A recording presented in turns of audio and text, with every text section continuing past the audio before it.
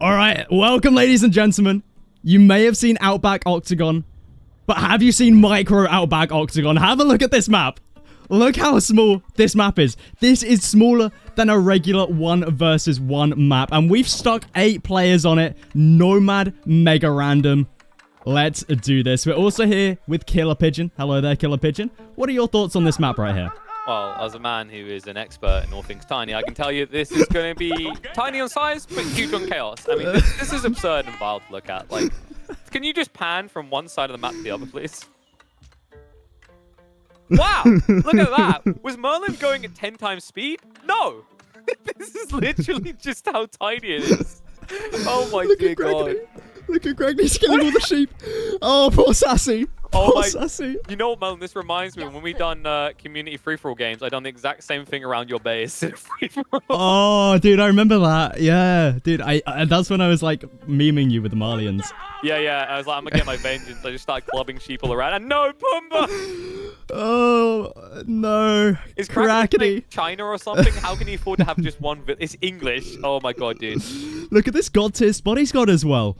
He's got a nice position in between these wood lines. He's got a gold. What more could you want? And you just spend the other 2 villagers just being a pain. And the best part is like he could actually do more damage here, right? Like he's English, so don't English have something? There we go. Now we're doing it. This is crazy. This is crazy. Dude, I mean, we got. The reason Sassy's not dead is because he lets him live. By the way. Yeah. You could go full meme mode and just pull all 3 vills here. But yeah, we've even got an outpost. Okay, he cancels it though. Okay, you don't want to be too aggressive because I think that TC would go up before the outpost. Oh, but can we just look at this? This is wild. Like, look how close the TCs are. They're in firing range. So let's actually introduce the players here before they get eliminated, because I feel like players are going to get eliminated pretty quickly here. We've got Kalp spawning in on the north side, playing as the Roos. Already adding in farms, I love to see it. Then we've got Crackety playing as the English in the color teal. We've got Sass playing as the Ottomans in the color red. Then we've got Lash in the color green playing as the Malians. I feel like this is a really nice spot. He's got a pit mine. He's got some deer. He's got the TC with plenty of stone as well. Maybe for keep. Maybe for another TC. We'll have to see. But then we got Corvinus spawning in the pink, playing as the English as well. Really, really nice spot here. I think this is a god tier spot. Look at this. Food, wood, stone, gold. What more could you want? And then we've got Wham in the color yellow, playing as the... Did we introduce Wham? No, we didn't. I think. We didn't. Give him the intro. More English. Yeah, more English. And then we've got Valdemar playing as... No, not quite. Okay. It's the French. Look at that. That's surprising. And then I believe... Oh, wait, is that Abbasid representation? It is. It is. Honestly, I think Poppy Port... Oh, he's best position. Yeah, easy. Corvinus has the resources, but Poppy's got the positioning. Look at the wood he's got. Look at the space he's got. The only downside is he doesn't have stone, right? But because you want to be multi-TC. But I'd actually even argue dropping a marketplace and buying stone for a second TC is worth it here. Because the amount of wood you have. It's a bit of a gamble because you don't know what's on the other side. We should probably talk about Slamy's position a little, or rather Corvinus's, because I don't think it's as good as you first think, unless you're the English. The only reason why this is not too much pressure against from Malians is because English longbows, right? And short bows. Any other Civ, and I think he struggles here. He's also even yoinks the here. Pumbaa. Okay, this is just getting better and better for him. Yeah, honestly, this is a really, really good spot. And we see that the deer's going to be a little bit difficult for either player to grab. Yes. But, yeah, I mean... Oh my God, I can't look at Sassy's position. It's so bad. Look at the wood access he has. It's really, really not fun. At least he has this. No, that's Lash. Lash has safe wood. Look at. All right, sorry, yes. Yeah, right. That. You're next to an English player with this, True. right? Yeah. Actually, both of them are next to English players with exposed wood lines. That's dangerous. Yeah, that is very dangerous. Yeah, true. And Crackety, we've already seen the sort of pressure he looks to put on in the early game. I wouldn't be surprised to see it again out of him. But I think Wham's got the worst spot here because. Are you noticing a certain resource that Wham's missing right here? What could you want in this area? Wait, he's playing as English though, right? Yeah, he is. You've got short bows, so who cares about village? Just go kill now. Yeah, true. But the problem is, like, check vision, and you'll see how sad this is. He doesn't know, like, that Voldemar is building an outpost right next to him. Oh, no. He literally sees, like, nothing. Oh, this guy's not been in the opticians this year. That much is clear. And he's in for a rude awakening. Like what? He done this because of the boar, right? He won't be able to use the boar at all. The only civilization that you could get away with this is China, because you got the tax, right? Yeah. But You know apart what's from the that, scary part though? Like it's even worse because if he can't get the boar here, what food does Wham have? true. In saying that though, look at Valdemar. He has no gold either. Yes, but he can because he's got the outpost. He's kind of MVP right now, right? You're gonna see it. Like I think you just pull like a villager in garrison and block him here. But you're right. There's a very big concern that I'm seeing in multiple locations on gold. So like right now, the big concerns are these two on your screen, and then I think that's it. Like I'm a bit worried that Lash's gold is exposed. If an English player comes up there, he'll never get anything. But he's very it looks far on the mini-map, KP. That's true. But in the reality of things, it's 2 tiles away. That's true, but Lombo's right. Like that. Actually, dude, True. imagine. So here's the thing. Here's the crazy dynamic for Wham. If he could tech up, he has a great power position to block both red and green from gold. Maybe you just stick an outpost here. Oh, Maybe. Lash. He's got. Oh my God! No, the short bows. Oh, it was so close to getting up. Lash. Oh, but this is huge for Wham. This is huge for Wham. He has gold. He needs to be fast though, because if he walks out with a small group of gold workers, Salami will Fortress Rival will pull all the villagers to kill him. Yeah. That's the only panic for him, the danger, right? If he keeps control of that gold, at that point, Wham is just a meat shield. He'll never be a real threat, but he'll delay the other players from becoming threatening. He's going out for the gold now. He needs to get the gold before this age up comes through, though. And we see he's moving out more villas. Honestly, I think you just move everything, right? The outpost. He's so lucky that Voldemort didn't decide to keep one villager in one of these outposts, because I think it would have been worth it to block the boar. I think so, yeah. I just feel so bad for Wham. He's being surrounded by 2 council halls, 2 outposts. I don't feel bad for him. Dude, he has gold now. I feel bad for poor Voldemort. He still doesn't have gold. It's French. As French. Yeah, that's rough. I don't even know what you can do here. What do you even do as Valdemar? What's your plan? Dark Age Spearman? I think that's... I mean, maybe for playing as the Abbasid, you could go for mass rams. Dude, you're surrounded by the English players, and you have to go Spearman. Oh, no. Wham losing out bills. Yeah, he finally realizes it starts the garrison. So... I think, actually looking at this player right now, already one piece of feedback I think is important is, maybe marketplaces need to be Dark Age. There's a mod for that, right? Yeah. You can do that for AGS, actually. I think that, because my worry here is, we began the game, and we already, this player actually can't play the game, right? I would like to call it, you need to be strategic with your TC placement and find gold. Yeah, I probably do need a market in there. Yes. Thanks for that BS. Let me follow up with, but you don't see everything yet, Merlin. But I agree. You need to be strategic, but maybe, I like the Dark Age market. I genuinely do not know why marketplaces weren't allowed Dark Age from the get-go of the game, actually. It feels like a weird choice, and oh dear God, wow, this is it. Look, he's got enough gold to age up. It's okay. Oh, no. He's going to take the last hit. This is not the child-friendly Disney story we were looking for. Oh, Wham's got... he's got, nothing left. 8. Okay, 8. Okay. So he's not as dead as I thought he was, but he's pretty dead. Yeah, he's pretty dead. But interesting age-up choice here from Sassy, going with the Twin Minaret Madrasa. I guess you do have 8,000 gold in the bank. But let's say this does go kind of late. You have no other sort of passive gold. Yeah. So, honestly, in this situation, I think the Sultani trade network is a better choice. What do you think of that? So I get where you're coming from, but here's a big concern. We talked about Sassy's lack of wood. Do you want to spend all that wood on farms? That is true, yeah. That's actually a really good point, yeah. Sassy has barely any wood here. And, yeah, he's started to make a little bit of a farm transition, but this Twin Minaret is going to be helping him out. It's such a saving grace, right? And it lets him pivot. Also, I think Sassy's only way to play this game is a fast castle. So if you are transitioning farms, you slow your castle age timing. Also, you're missing out on even more efficiency, because remember, berry gathering rates from the Madrasa are superior to farms. Wham's This just is being literally the bullied. only way that he gets to some. Please go Abbey of Kings. Please go Abbey of Kings. You kind of need it, right? Because the heal is... there's no way you're massing longbows to contest everyone around you. You might as well just have it Abbey of Kings and almost look non-threatening so everyone ignores you. But even then, like, are they going to ignore you? You're kind of the guardian of the roads to the kingdoms, right? I honestly think Corvinus is in a really good spot here. Is that second TC? Yeah, it is. A second TC. But the thing is, he's now got this gold. Taking out Lash that early was huge for him. He now has a quarter of the map in his control.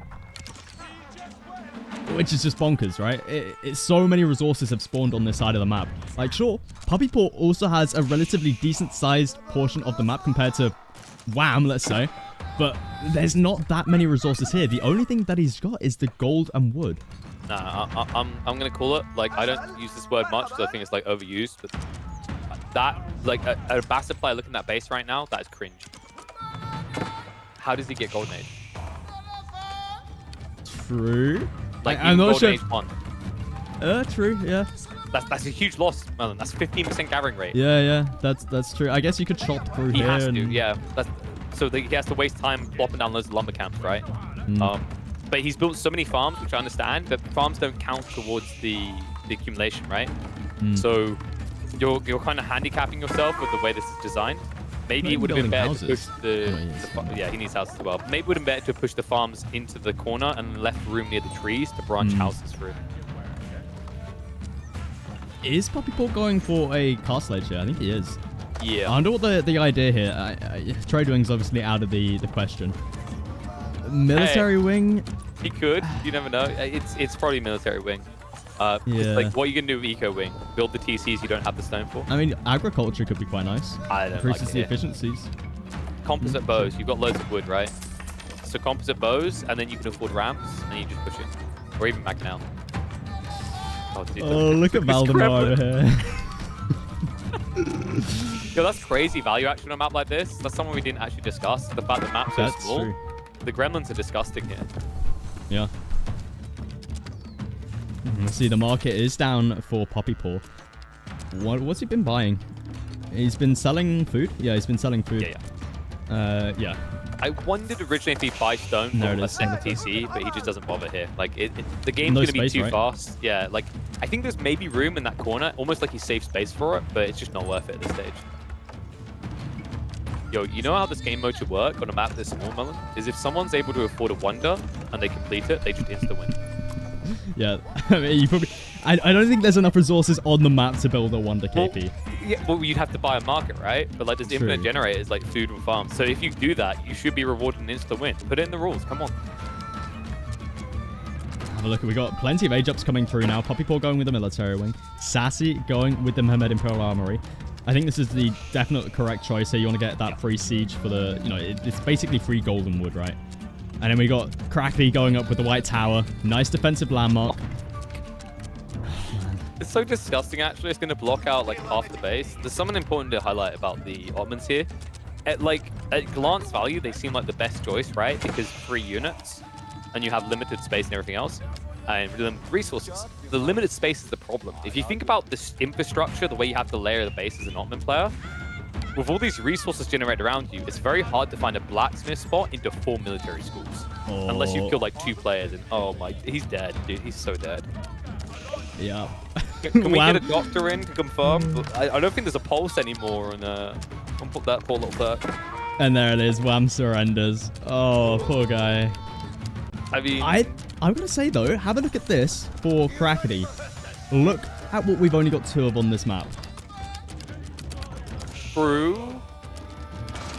But ambitious. I don't know. I think Sassy's in a lot of trouble now. If Sassy gets taken out, I think then Sacred Site victory is definitely something on Crackety's mind. Yeah, but it'll also be in Corvinus' mind. So right now there's this dynamic you have to be aware of. It's the triangle, right? It's a balance of the triangle. Right now, the interests align to kill Sassy because he's an easy target.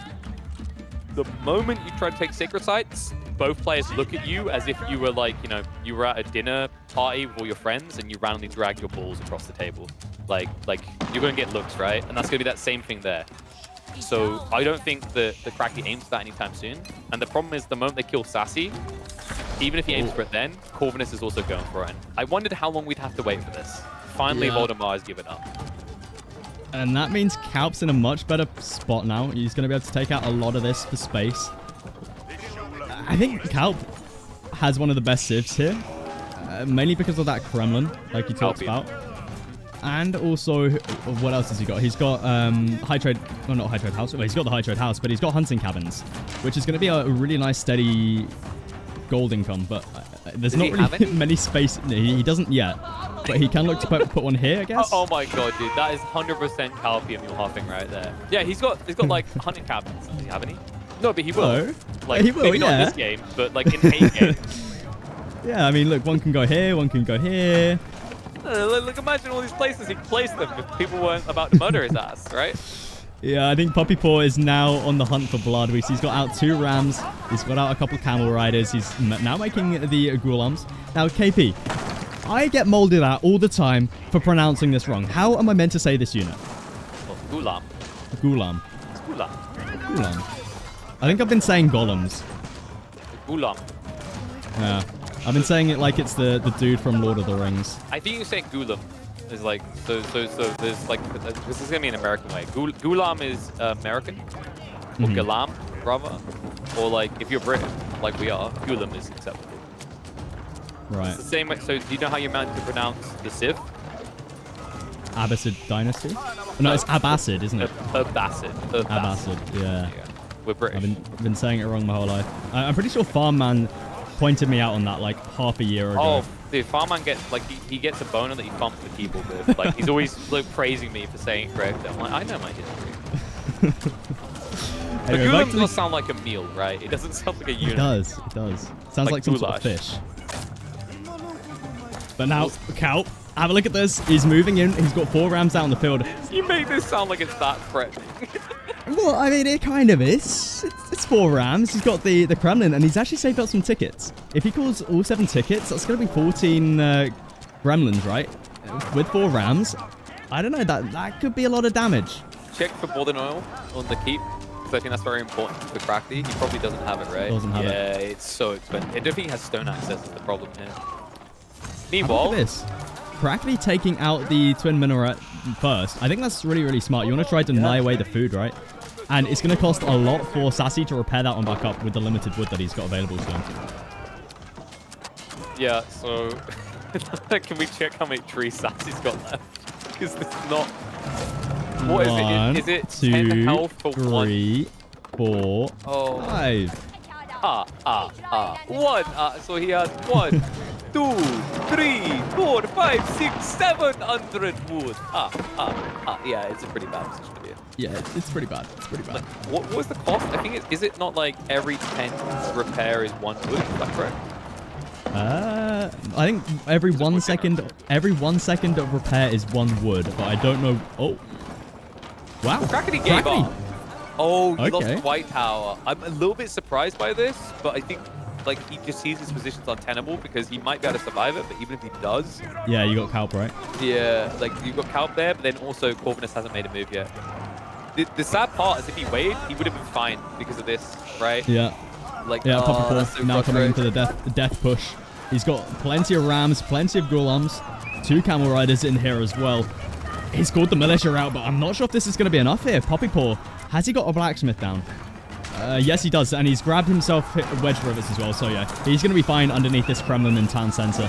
And we've got 4 rams and a trebuchet on the back line here. So I think this is the end for Kalp. Yeah, I mean, you're gremlining against Ghulams, right? They have, like, what? I think they have 4 armor, at least. They're way too tanky. There you go. Yeah. He's got the missile resistance, so he's got 4 melee armor and 6 against the upgraded Kremlin. Remember, the Kremlin has the +2 arrow fire, but that's still not good enough. He's doing nothing here. Poor guy's gonna go out. After that, like, Sassy's Sassy out as gave well. up. Yeah, it's just No, his Lamox went down. Corvinus killed the last one, the Mehmed Imperial Armory. I think the TC went down possibly to Kalp. Might have been the case, but Kalp is going to be going down himself any second now, and Poppy Paw, he's just moving in. He is just moving in now with the villagers. I think Poppy Paw is in a better position right now than Corvinus. Debatable. Well, Corvus has it's been on standing army 2TC. logic, right? Like, so what has Corvinus built? He's built siege. True. And that And white also- tower's gone down as well. Kalp is griefing him as well. Like, he's dead, right? So instead of defending his base, he sends the rams into pigs. Yeah, this is the end for Kalp. He's just trying to cause Corvinus as much of a problem as possible. We actually have the... Oh, wait a second. Yeah, the outpost was huge here. Check the vision, because he can see past the tree line, right? And the way chops work. Oh, Yeah. that's so vile. What is that vision pattern? I think Corvinus is going to struggle for wood. He still has this at the back of the base. But if Poppy Paw just sticks up a couple more outposts here, maybe he could deny away enough wood to where Corvinus, he's out, right? He's using a lot of wood right now, repairing up the town center, repairing up this white tower, and he spent a lot of it on siege as well. Yeah, I'm thinking about the position of the white tower for Corvinus is my big problem, right? It's good if someone's not coming through the tree line, but if that starts to be the priority for Poppy Paw, everything, your eco, everything is exposed, right? You just protect your TCs. So, like, in theory, in a slog battle, like, an English player should be able to come out ahead with attack speed orders and whatnot. But if you change the way that the white tower operates in this battle, it starts to become more muddy. It's not just English stalemate wins, right? I see. Corvinus, for the time being, he's just dropping stragglers. I don't think... Does he not realize he has this? Oh, no, he does. He does. Just choosing to chop wood around here He's for the time moving being. there, but the golems... Oh, they're coming in. The golems... Springles. Yeah, I mean, the Springles brought a lot of value. They took out a couple of trebuchets. Yeah, but So I this is, look at what defense here, though. This is the problem I was talking about, Merlin. Like, it's literally the white tower. The only way that Poppy Paw now loses this is if he plays into the white tower. If he plays everywhere around it, Salami, or Corvinus rather, has nothing. He has no way of protecting himself. Is Corvinus out of gold now? No. I mean, he's got this, but... He's got access around Yeah. him. He just needs to access it. My bigger concern is check those farm clusters. Like, if you're Poppy Paw, you can just sit there indefinitely. Yeah, and the TC Fire is not going to be doing too much to fully upgraded cool arms, right? So I think this is looking rough for Corvinus. Let's have a look at his eco. I think most of it is currently idle. Look at that. 62 out of the 65 villagers for him are idled. Poppy Paw may have less. They can get but they're all bows working. out, right? They can all do 1 damage each to a golem. True. True. Yeah, I mean, they've got quite a bit of HP. Yeah, sure. Hey man, it's better than what he's got to fight back right now. I mean, this is GG territory. Like I think there's this feeling that you want to half copy and be like, you know, it's English, they can hold well. And in like a standard format, that white tower would be positioned to do that. But this white tower in this game, sadly for Corvin, has done literally nothing against his final opponent. I mean, we've got crossbows coming out now. Corvinus is still ahead when it comes to that economy. He still has the white tower up. He's taking quite a bit of damage from the trebuchets, but I don't know. I still see a chance. I think there's like this kind of baited affair here, because you have to remember Poppy Paw was delayed getting more gold. If you check the ruins of Crafty's base, he's moved there now. He has new gold excess, so he's going to probably build more trebs and more golems. He's got plenty of wood as well. He has all of this wood up to the north. Corvinus at the moment, he's limited to just what he's got in the back of the base. I mean, he could go and take, like, what was that left in the back of Sassy's base? 2 trees? No trees. Well, no, Actually, there's some 50. there. 50. Oh, wait. 70. 70. Oh. I think that's... I'm struggling to kill... kill... to the north, right? Did you not click the tree on the north? 111 Oh. and 100... Oh. Okay, that's a lot of wood. Guys. That's like 400 wood. And there's a deer bargain location, all right? Buy it while the property's cheap, okay? House and market's about to crash. Inflation and interest rates are too high. Get it on the ground floor of a wonderful little detached house with just a few scenic trees and a Bambi, a pet Bambi to guard you there. That's so random. That's not, dude. Have you seen the housing market? It's a disgrace right now.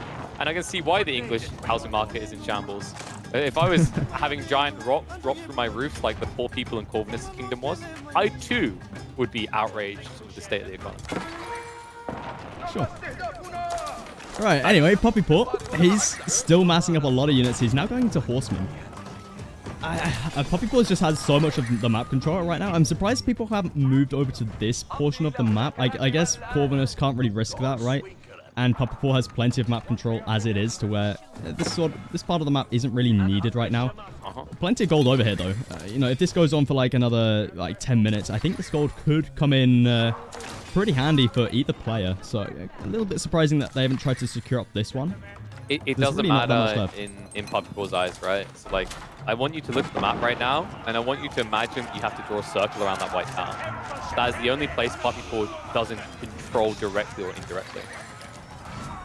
That's pretty grim, right? Like if you're Corvinus, like, and you haven't even built your economy around it, right? That's what makes it worse. Because like every time these raids come in, they don't have to dive the hardest structure in the game. Yeah, I think this chop through here was really smart. I think it was just accidentally done, but Corvinus wasn't really expecting this, right? He built this white tower in a decent spot for the time, right? Because you were screwing up everything behind the base, but this new entry point just makes it so nice for Poppypaw to raid onto the economy here, into the farms.